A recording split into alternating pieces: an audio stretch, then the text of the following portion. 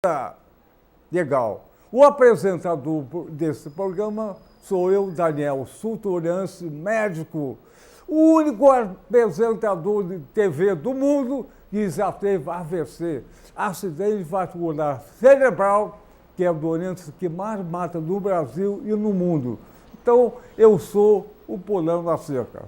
Olha só, aliás, por que pular a cerca? Por cima, pelo meio, por baixo. Porque a gente vê o outro lado. O outro lado não tem sacanagem, não tem corrupção. Tem o quê? Saúde, educação e justiça. Pois é, os nossos convidados sempre são pessoas especiais. Por quê? É uma fração importante do pensamento do Brasil, que há 516 anos vem pulando a cerca. Pois é, esse pensamento especial, nós vamos terminar hoje, nosso último programa do ano, que o ano de 2016 foi um ano trágico em todos os seus aspectos. Uma coisa difícil até de compreender. Nós vamos chamar, primeiramente, a jornalista Irma Lasmar, que é simpaticíssima, gostosinha, tesudista também, vem pular a cerca, Irma Lasmar, e pulou. Bom dia, boa tarde, boa noite. E vamos chamar o cultíssimo, o educadíssimo, o advogadiço, tesudiço, gostosíssimo professor Wilson Madeira, diretor da Faculdade de Direito na nossa Universidade Federal Fluminense. Vem pular a cerca! Madeira, epa! Bom dia, boa tarde, boa noite. Legal. Vou perguntar a vocês, fizeram xixi? Xixi? Um pouquinho. Dá para segurar, né? Para segurar, não devia fazer para não segurar e não ter problema. Então, olha só, Irma Lasmar, você nasceu aonde? Olha, eu nasci... Na verdade, eu vim com meses para Niterói, né? Eu sou de Beirute e recebi esse ano o título de cidadã niteroiense do vereador Alberto Iessim, o Betinho. Que bom. Depois de 20 anos de dedicação ao jornalismo na cidade, quer dizer, uma dedicação de vida, né? São 41 anos de idade e 20 de profissão em Niterói. Eu fiquei muito, muito lisonjeada, acho que veio no momento certo para refrescar um ano realmente muito complicado, como o senhor disse. Então, 41 anos. Professor Wilson Madeira, nasceu aonde? Idade? Então, eu nasci em Petrópolis, na região serrana aqui do estado do Rio, mas também fui expatriado para Niterói ainda garoto. Então, foi em Niterói que eu cresci e vivi. E qual é a tua idade? 55. Você é um garotinho, eu tenho 96, é garoto. Olha só, vou rapidamente perguntar a Irma e o Madeira, o professor, como foi a infância de você aqui em Niterói? Olha, considerando 40 anos atrás, né, era uma infância muito boa. Acredito que as crianças de hoje já não têm a mesma liberdade de brincar na rua. Eu tive a oportunidade, né, de brincar, inclusive com meninos, né, soltar pipa e bolinha de gude, além de bonecas, né? Pulava cerca? Olha, para roubar fruta no vizinho, sim. Porque a gente ainda tinha, né, uma Niterói muito arborizada, com pomares, né? E agora, com esses arranha-céus, a gente custa a sentir o cheirinho da chuva, né, molhando as plantas, a grama, né, que agora é tudo asfalto. Mas foi uma ótima infância, sim. E o Madeira, e você? Então, eu cresci no Campo de São Bento e no Caio Martins, dois locais principais que eu morei quando jovem, né? E da época que tinha o Cine São Bento. Eu morava em cima do Cinema São Bento. Então, eu me lembro, por exemplo, que eu e meu irmão fizemos um buraco num dos banheiros que dava direto para a tela. E a gente cobrava ingresso quando tinha filme... Sacanagem. Isso. Não passava exatamente esse filme de sacanagem, mas passavam filmes em que apareciam mulheres na linha da porno chanchada, peito de fora e tal, né? Então era um sucesso que a gente cobrava para entrar no nosso banheiro para poder ter acesso às imagens. Então foi uma juventude divertida, né? Vocês dois tinham uma grande família? Primo, irmão? Sim, sim. Na verdade, esse número foi minguando. Eu sou filha única. Meu pai, eu sou filha de um pai filho único. E minha mãe só tem uma irmã, que também tem uma filha única, então só tenho uma tia direta, né, e uma prima de primeiro grau também direta. No entanto, meus avós, cada um deles teve 7, 8, 9 irmãos, minha avó... Primo de prima. Então, assim, primos de segundo, terceiro, quarto graus, eu tenho bastante. E, é claro, família é família, né? Acho que mais do que o laço de sangue, a familiaridade em relação ao sobrenome, porque todos os Lasmar de Niterói são a mesma família, né? Ninguém veio depois, antes, veio todo mundo na mesma leva. E você, Madeira? Então, minha família é responsável por parte da explosão demográfica, porque eu tenho 10 irmãos, todos eles têm filhos, muitos têm netos. Mas prima? E prima, o irmão da minha mãe era o professor Marcos Valdemar de Freitas Reis, que dá nome à Avenida do Campos, né? E ele teve 7 filhos, que por sua vez todos tiveram filhos, então... No Natal, que é na minha casa, é uma multidão, então eu não consigo mais decorar o nome das pessoas da própria família devido à quantidade de... Então eu vou perguntar a vocês, você quando mais jovem brincava de médico? Você brincava de médico? Você brincava de médico? Eu não tive essa experiência peculiar, não? Doutor Daniel, não.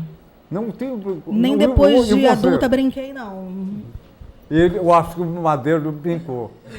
Eu não diria que de médico, mas eu fazia algumas brincadeiras mais avançadas, né, nessa linha. Eu brinco de médico até hoje. É bom, né? É bom. Mas eu acho também que naquela época, como ele estava falando, né, das estripulias de criança, de menino, até adolescente mesmo, né, quando se tinha a adolescência, que hoje parece que pula, né, da infância para uma idade adulta precoce, sem maturidade.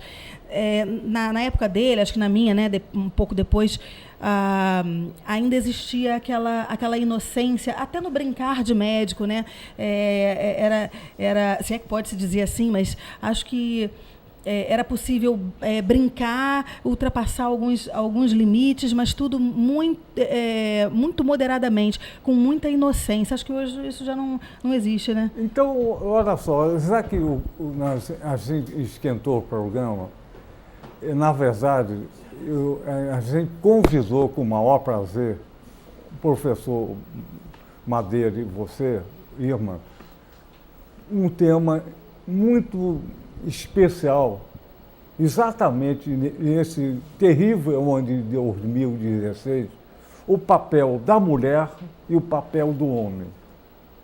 Olha só que... Irma, qual é o papel da mulher nesse momento atual? Eu vou perguntar ao professor Madeira qual é o papel do homem nesse momento atual. Claro que é uma composição, não é homem nem mulher, mas um papel da mulher. Eu acredito muito assim na igualdade das oportunidades, né, igualdade de gêneros, até um certo ponto. Aí até sou taxada de não feminista, talvez até machista, quando eu digo que existem funções, por exemplo, na família, que a mulher desempenha tão bem. E aí eu não estou falando de divisão do papel econômico, né, financeiro na família, não. Eu digo que uma mulher é sempre um equilíbrio no ambiente, né, seja de trabalho, seja de família, independentemente dela trabalhar fora, dela ganhar o dinheiro dela, ou dela optar por cuidar do lar, por que não, né?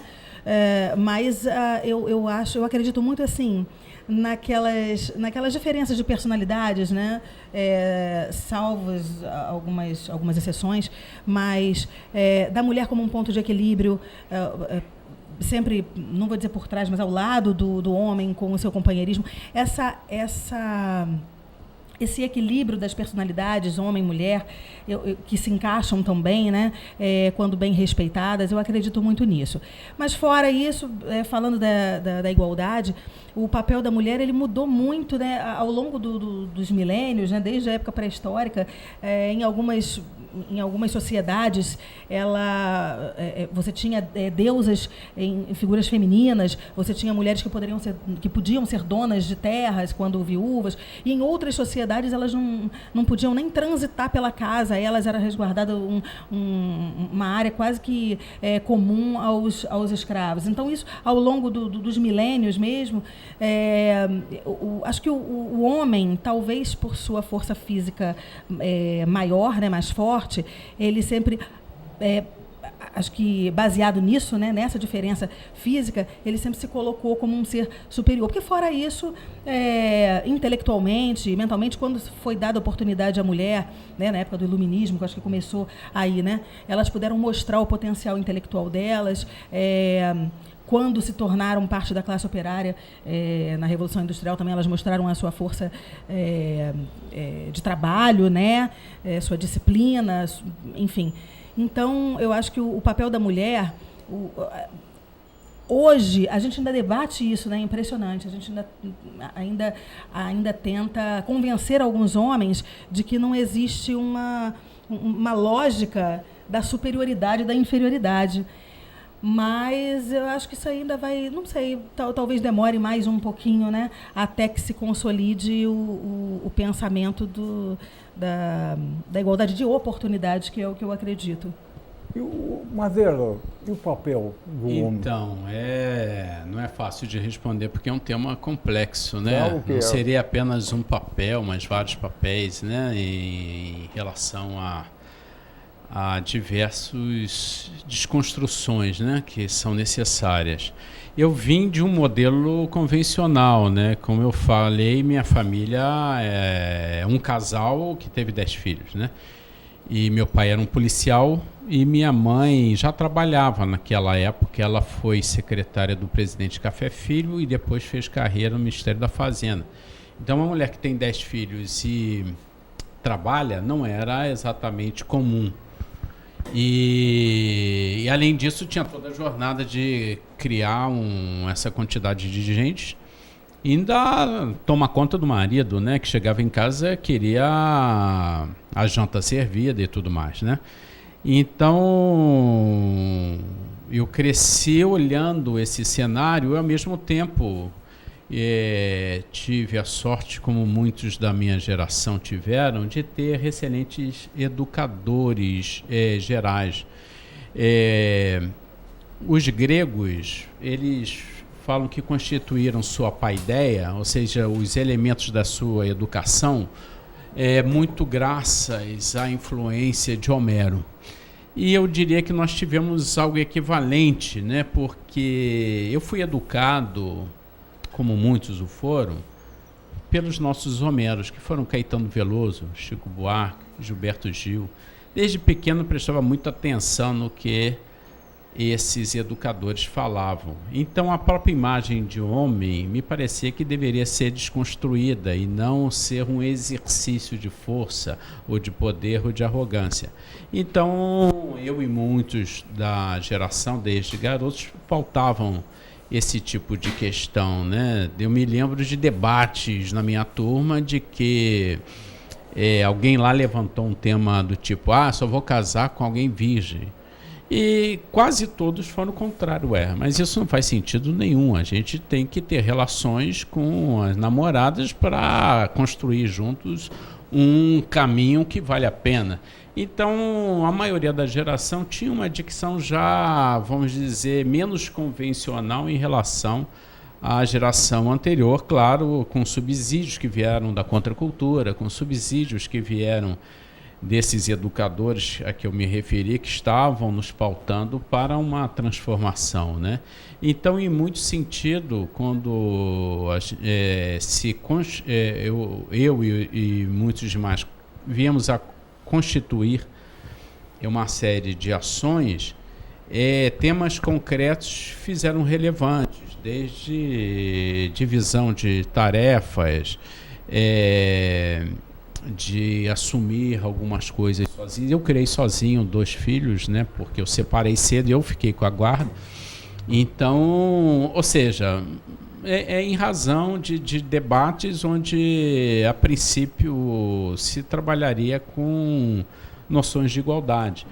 E eu acho que hoje ainda está mais acelerado esse tema, né? Hoje a questão da sexualidade ela está muito mais ampla, a questão de debate de gênero está muito maior.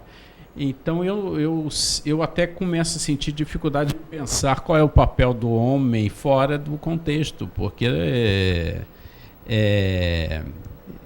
esse homem tem que se relacionar com as múltiplas faces e, no contexto de gênero, está no sistema de troca, né? Então, começamos aqui a pular a cerca, vamos então generalizar. O seguinte, na minha visão, desde o pré-primário até o doutorado na universidade, na minha visão, tinha que começar sempre com uma cadeira especial, direitos humanos. Do primário, secundário, terciário, doutorado, o que fosse direitos humanos, para começar o curso. E direitos humanos, aqui no Brasil, nunca foi muito bem respeitado. Tivemos período de escravidão, de massacre de população indígena, ditaduras, e agora o perigo, mais uma vez, da regressão para a Idade Média. E direitos humanos sempre acabou sendo uma postura secundária, tanto o homem como a mulher. Qualquer pessoa sente isso, na minha visão. Por isso que eu falei o terrível ano de 2016, que nós estamos vivendo. Vamos falar de direitos humanos. Irma, e depois o professor Madeira. Como o senhor disse, os direitos humanos nunca foram muito debatidos ou colocados em prioridade, né, no país. Acredito que as pessoas pensem direitos humanos como se fosse um senso comum, só que não é, porque cada um tem a sua opinião, a sua postura, e isso vem de uma criação, ou de uma formação, ou da sua própria percepção de vida. Aliás, se houvesse mais debate sobre direitos humanos, não precisaria debater direitos da mulher, por exemplo, né? Todos seriam vistos como seres humanos em suas potencialidades, sejam homens, mulheres, e negros, brancos, evangélicos ou ateus. Só para complementar, quando o senhor falou do papel, né, o papel da mulher, tem uma máxima agora que está se falando muito, que é o papel da mulher é onde ela quiser. E aí eu vejo ele falando, né, do papel do homem, doutor Madeira, com uma consciência, né, de se repensar também, não só a posição da mulher na sociedade, mas também as transformações do papel do homem. É muito interessante o que ele disse. Acho que o papel, a gente escolhe o papel, se a mulher quer trabalhar fora, ou se ela quer cuidar da casa e da família. Acho que tudo é válido, toda escolha é válida, contanto que não se subjugue o outro. Porque subjugar o outro é maléfico, é ruim, faz mal a outra e também não se ganha nada com isso. Então, na relação ganha-ganha, acaba virando uma relação perde-perde. Então, a escolha que subjuga o outro é que é a escolha que eu acredito errada, falha. Mas, de resto, cada um escolhe o papel que quer fazer. mas sem fugir do... Eu estava fazendo só uma complementação ao seu comentário, mas sem querer fugir do assunto. Acho que direitos humanos, uma vez mais discutidos, mais priorizados, não se precisaria falar dos direitos específicos de cada categoria, se eu posso chamar assim, né? Mulher, negro. Acho que a gente setoriza porque não fala da igualdade como um todo, ou de todos como iguais. Eu penso que não é exatamente uma disciplina que ela vai pautar a questão da educação, mas eu acho que é um conjunto de pensamento crítico. Nesse sentido, o ano de 2016, que eu até tenho falado que eu tenho a impressão que eu já estou há 3 anos em 2016, porque é tanta coisa que aconteceu. Mas eu acho que uma das questões mais graves que ocorreu em 2016 foi a noção de uma escola sem partido. Eu considero que isso sim é um aviltamento de um pensamento crítico, porque o que ocorreu no Brasil foi que um movimento de ocupação de escolas de uma geração que tem entre 14 e 17 anos de idade.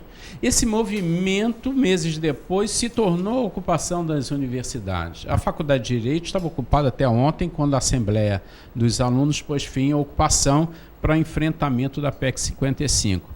E a gente tem muito orgulho, a Faculdade de Direito da UF, ter sido ocupada e trabalhado toda uma pauta de ocupação comum a técnicos, a docentes e aos estudantes, com, obviamente, a vanguarda dos estudantes. Então, quando uma geração que tem 14 anos de idade nos dá uma lição de coragem dessa envergadura, eu acredito que a gente está com muito sucesso em relação a direitos humanos, que eles têm pensamento crítico. Agora, é óbvio que a gente está vendo também um levante da direita. Então, no Brasil, isso está externalizado, né? Alguns mais extremistas, como o Bolsonaro, mas há uma linha de prefeitos vitoriosos, né, associados a essa figura mais caricata, que é o Trump nos Estados Unidos, né? Mas a gente tem o Dória, que é uma espécie de Trump paulista, né? Então, a gente tem um levante da direita. Mas eu acredito também que a direita sempre existiu. O Ferreira Goulart faleceu semana passada. Eu, quando estudante, eu me lembro que eu fiz um trabalho, não me lembro qual era a disciplina, mas eu fiz um trabalho, uma entrevista com o próprio Ferreira Goulart. E naquela época, ele me falou na entrevista, eu estava com muita insistência em criticar a ditadura militar que ainda existia. A gente estava ali em 1981, aproximadamente.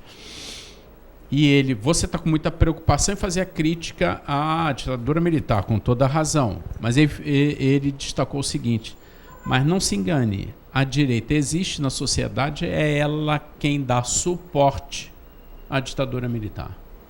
Então fiquei tão interessado na fala do Ferreira Goulart que eu sempre passei a ter essa perspectiva de que há uma direita permanente, há sempre um enfrentamento permanente. Então, eles não brotaram do nada, eles estão aí o tempo todo. E essa polarização ela está colocada na sociedade. Metade do Brasil está brigando com a outra metade da eleição de final de 2014. Na verdade, a gente ainda está no chamado terceiro turno, por assim dizer, né? Então, acho que essa polarização da sociedade que vai te levar, a gente vai ter que entrar em alguma dialética para trabalhar da melhor forma possível, né? Mas a juventude é um elemento que me dá um amparo, que eu fico pensando, se os meninos de 14 anos são os que estão dando exemplo, a gente fez um bom trabalho. Eu acho que esse trabalho vai ter continuidade, o pensamento crítico ele não pode parar, as faculdades de direito, como todas as demais, não podem ser sucursal da ordem, da lei, da norma. Temos que pular as cercas culturais, circunstanciais, as cercas das etiquetas, né? Fazer valer os valores alternativos. Eu acho que isso a gente está fazendo enquanto educadores, isso a juventude está se colocando nas suas ocupações e a gente está num excelente caminho. Mas, doutor Daniel, apesar de ser uma profissional da imprensa, eu devo reconhecer que as ocupações estão sendo muito pouco faladas. É como se já não existissem mais, porque, né, o assunto você não vê com a intensidade do próprio movimento, né? Nas mídias, e acredito que seja, quer dizer, não é a culpa do profissional em si, do empregado, mas das grandes empresas, dos veículos de comunicação, e aí eu não estou falando de uma, de outra, de Globo, não é uma crítica a uma ou outra, mas quem pauta esses profissionais que vão para as ruas, né, e que diz, não, vamos cobrir uma outra pauta, uma outra matéria, as escolas já estão ocupadas, aquilo ali não vai render, e aí o assunto acaba, em alguns dias, nem aparecendo, né, nos noticiários, e aí a gente pensa até que morreu, que não está acontecendo, e está, ainda tem as escolas ocupadas. Isso é tirar a voz dos adolescentes, ou reconhecer que ali não haja um movimento legítimo, não exista um peso de transformação, né, na estrutura. Irmã e professor Madeira, a mídia funciona com a cabeça do dono. O dono é elite do país. Mas o que o professor Madeira falou, vou retirar uma parte que eu achei interessante. A ocupação das escolas secundárias começou lá. Não teve composição, era real, não teve articulação com nada, só o real. E quando há um governo de composição, sempre há um final com a extrema-direita assumindo o poder. A história mostra isso. Sempre que há um governo meio uma visão social, mas com composição, no final, a extrema-direita assume o poder. Getúlio Vargas, Izango, um exemplo lá fora, sempre acontece isso. Então, isso é um fenômeno esperado, sim. Tem um ciclo de crescimento e com a composição para consultar o governo, acaba a extrema-direita assumindo o poder. Ela é muito mais esperta que a gente pode imaginar. Não é isso, Madeira? Ou você pensa diferente? Olha, eu penso, como a irmã colocou, que a gente tem estruturas e estruturas da mídia, ela é essencial nesse momento. E, de fato, a gente está sob uma espécie de manto de poder da mídia que estabelece quais são os padrões narrativos. Agora, isso tem redundado nesse fenômeno de nova ascensão da direita. Mas eu penso também que essa direita não é mais a direita dos anos 30 nem dos anos 60, porque ela está diante de um fenômeno de massa que nós não compreendemos ainda adequadamente. Desde 2013 isso apareceu, ou seja, uma juventude que vai para a rua sem partido político, sem exatamente as formas de associação que se tinha até então, porque há um novo elemento, que são as redes sociais via internet. Então não existia a internet. Essas novas formas de associação que de repente se junta 200 pessoas, né, que podem, nesse momento, alguém põe na rede que vamos bloquear a praia de Caraí porque um ciclista foi atropelado, vamos supor, e fazer um grande ato por melhoria de ciclovia. Isso pode ocorrer a qualquer momento e tem ocorrido dessa maneira. Então, essa dispersão de temas de direitos humanos que agora estão presentes nas filigranas, na microfísica, né, na micropolítica. Então, acho que é um exercício de direita, sim, pela falência das próprias estruturas de esquerda, pela competência da direita de ser mais eficiente e ter sido mais eficiente no domínio de determinada forma de apresentação, mas são elementos que são mais intercambiáveis. Então, acredito que há um exercício político que eu sou otimista, né? Mesmo com o caos que foi 2016. Eu acredito que é um exercício de bastidores, e eu sempre me pareceu que a verdadeira política era de bastidores. A verdadeira política se dá nas ruas, nos becos, nos cantos, pulando as cercas, ou seja, sempre no detalhe. A mega política ou a macro política é uma espécie de espetáculo teatral, no qual, claro, todos nós paramos para assistir, mas a política mesmo é cotidiana, por isso o tema de homem e mulher é importante. Se você não tem uma política democrática com o seu companheiro, com sua companheira, né, você está falhando em democracia, porque você não consegue estabelecer uma relação mínima. Se você não tem uma democracia em relação aos seus próprios filhos, a seus próprios colegas de trabalho, ou seja, se você não externaliza nas suas práticas as dimensões políticas que se pretende para o macro, você está falhando. E hoje a gente está na pleno domínio das políticas, dos bastidores, dos becos, das ruas e dos cantos, e eu acho que isso é extremamente positivo. Então, vou perguntar aos dois, é direito ou direita? Direito ou direita? Professor Madeira, fala o senhor, porque o senhor que está conduzindo tão bem essa... na verdade, é algo que eu ainda não consolidei assim, no meu entendimento, porque muitas vezes eu tendencio a pensar de uma forma, e aí como eu estou sempre me colocando também, me questionando, né, me colocando em dúvida quanto às minhas próprias certezas, eu ainda não sei, é como ele falou, né, a política como um grande espetáculo, e eu fico muito... Eu estou muito desiludida, na verdade, né? Então, assim, a direita me soa às vezes como um retrocesso, mas acho que também muitas vezes é o que mantém nos trilhos o funcionamento de uma estrutura, de uma sociedade. Eu não sei, eu não gostaria nem de opinar, porque realmente amanhã eu posso estar pensando diferente.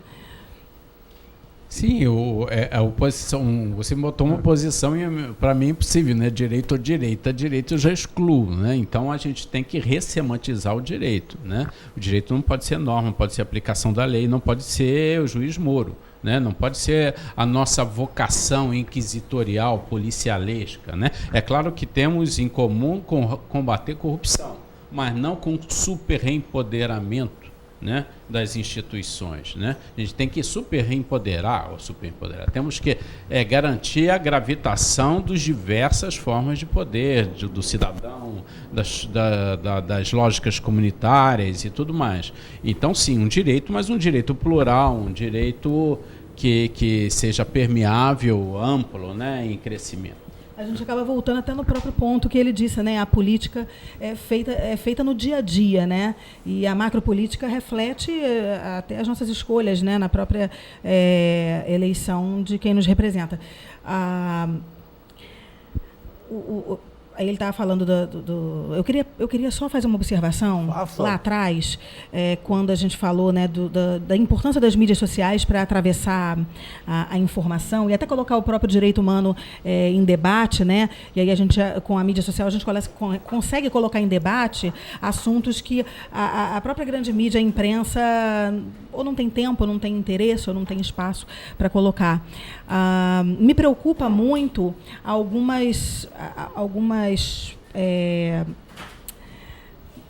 colocações nas mídias sociais, digitais, né, por pessoas comuns como nós. É ótimo que se coloque tudo na mesa, mas me preocupa a condução desses assuntos por pessoas que podem estar formando opiniões, são os influenciadores digitais, né, de hoje em dia, que criam seus blogs, você não sabe nem a formação dessa pessoa, a experiência dela. Tudo bem, a democracia é para todos, todos têm voz, mas eu fico pensando...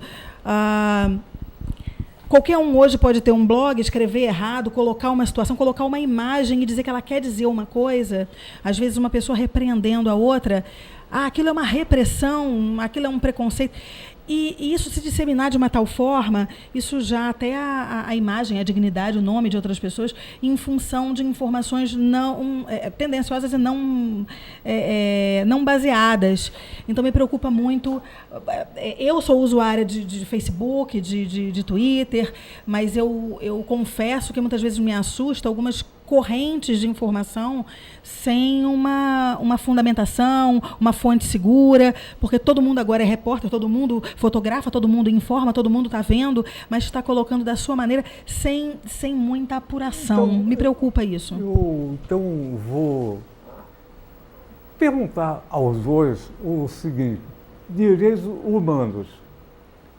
Tem o direito humano. Existe o direito desumano?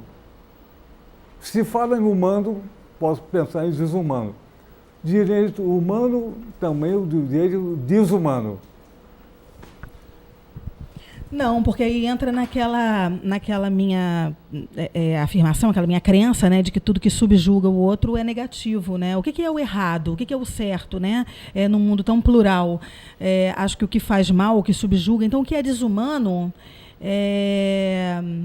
o que fere, o que viola, o que violenta o outro, não deveria ter direitos.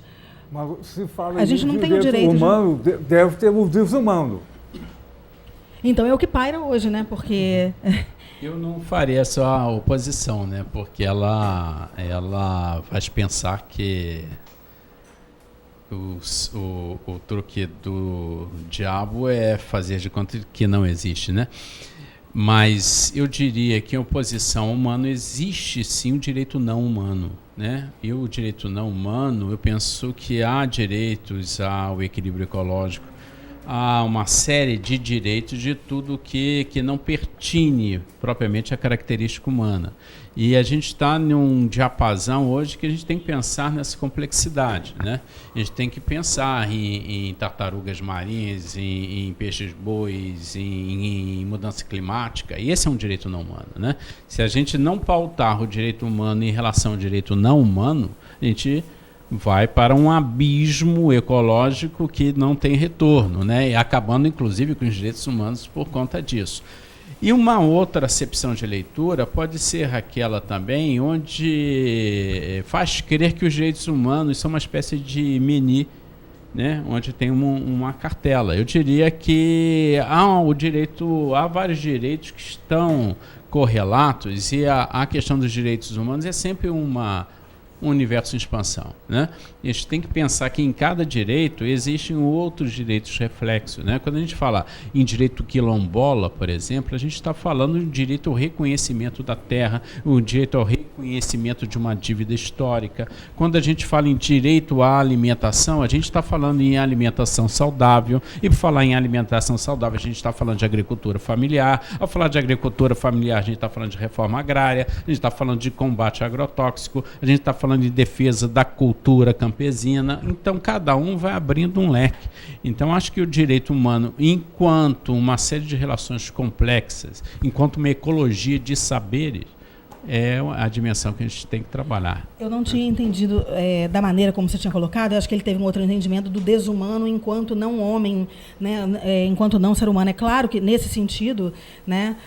Mas aí eu não chamaria de direito desumano, né? Porque soa, ainda mais falando em direito, para mim, direito enquanto seu sentido legal, né? A legalização. Então, o que é desumano para mim não deveria ter direito, né? Não deveria ter espaço.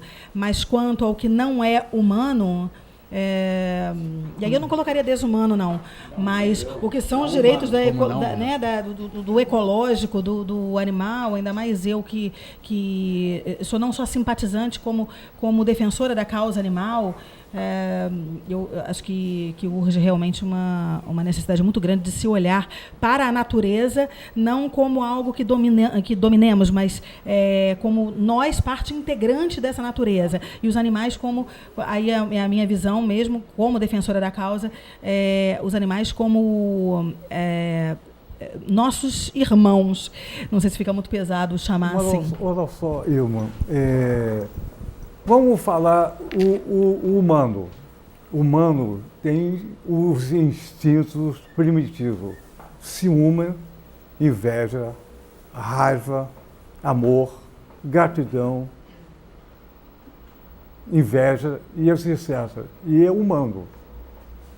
Então, esse instinto primitivo faz parte da nossa natureza. E tem que constar isso como humano, o direito humano. Ele falou muito bem.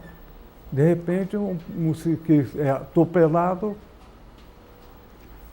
e tem um circuito de raiva em torno e é humano.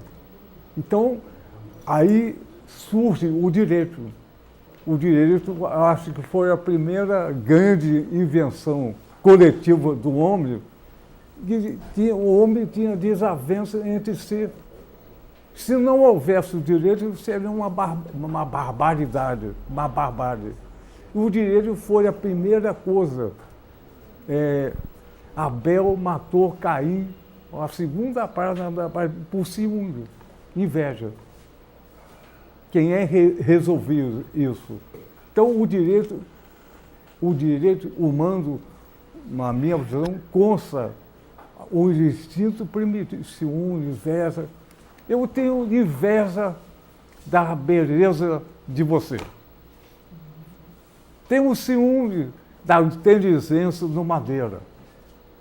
E é normal isso? Não é normal?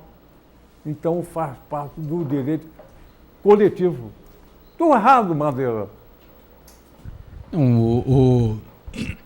Os sentimentos e desejos são inerentes ao homem, né? Como eu falei, né? Os educadores que a gente teve já nos falavam isso, né? Cada um sabe a dor e a delícia de ser o que é, né? Então, o que eu acho que o direito ajuda a pensar é nos conflitos morais. Então, quando eu vivo as minhas emoções e os meus instintos e faço disso uma afirmação sobre o outro, aí eu estou numa direção em que eu quero impor ao outro a minha perspectiva. Então, eu imagino que a gente só progride como ser humano se eu passo a relativizar aquilo que eu sinto face ao que ela sente ou o que você sente. Que aí sim eu estou exercendo uma troca e tendo uma compreensão maior, não só sobre você, mas sobre mim mesmo, né? A consciência humana faz com que questionemos a nocividade dos nossos sentimentos, para criar uma harmonia na relação, né?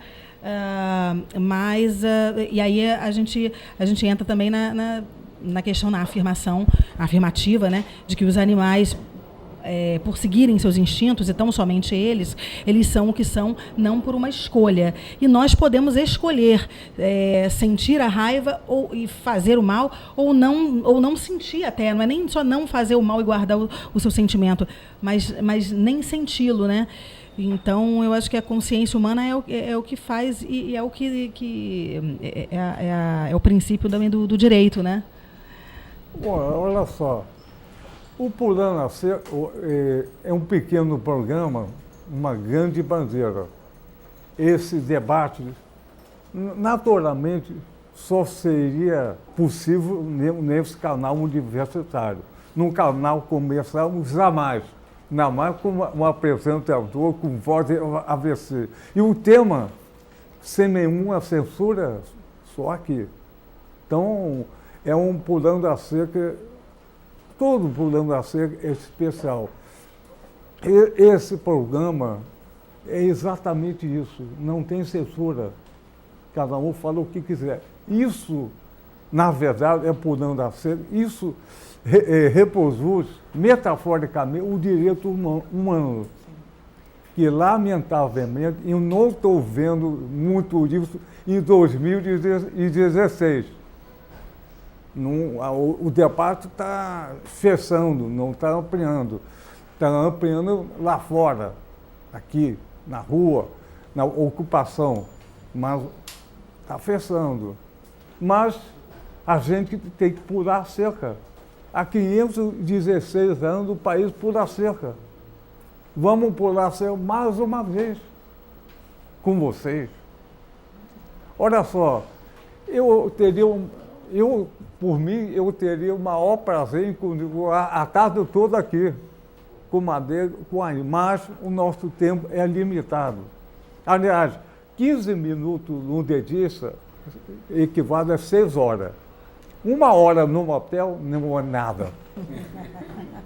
O nosso tempo é um tempo de futebol. Faltou o segundo. Então, vamos convidar vocês para o próximo ano, que vai se iniciar, quem sabe, menor que esse que passou, para continuar o nosso debate. Eu agradeço ao professor Madeira, especial pessoa e amigo, Irma Larma, especial pessoa e amiga, nossa equipe. Inácio, mostra a nossa equipe. Se não fosse a equipe, esse programa não teria nenhum sentido. E o coletivo, a equipe é tudo na vida. Olha só. E que cara, hein? Que cara, pô. Queria parabenizar você, doutor Daniel, pela pessoa que é, primeiramente, né, e por permitir que tudo isso seja possível. Parabéns por mais esse ano de programa e vamos virar aí 2017, desejando para você cada vez mais sucesso, professor Madeira também. Então, olha só, vamos terminar o seguinte, esse ano perdemos alguma pessoa que eles gostavam muito. O doutor Modesto da Silveira, Ferreira Goulart, em São Paulo, esqueci o nome. Dom Paulo Evaristo. Isso. Então, mas em contrapartida. Vilas Boas. Ontem. Mas em contrapartida, nasceram muitas pessoas que vão mudar tudo. Então, vamos terminar esse último programa Pulando a Cerca do ano, cantando. 1, 2, 3, pulando a cerca com vocês. Vamos lá. 1, 2, 3, pulando a cerca com vocês. Valeu!